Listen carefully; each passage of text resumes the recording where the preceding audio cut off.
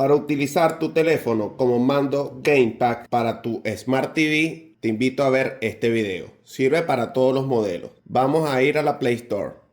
Vamos a instalar esta aplicación que se llama Gamepack for Android TV. Y le vamos a dar en abrir. Luego vamos a darle en permitir.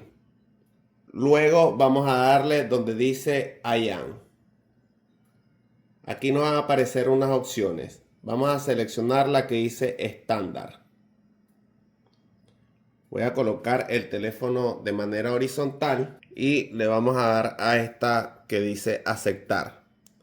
Luego aquí nos van a aparecer unas opciones. Le vamos a dar donde dice Scan for TV. Nos van a aparecer todos los dispositivos que están activos el Bluetooth. Vamos a seleccionar, en este caso yo tengo este televisor y le voy a dar. Y como hemos observado, aquí nos van a aparecer estas opciones. Les damos en no. Ya está conectado.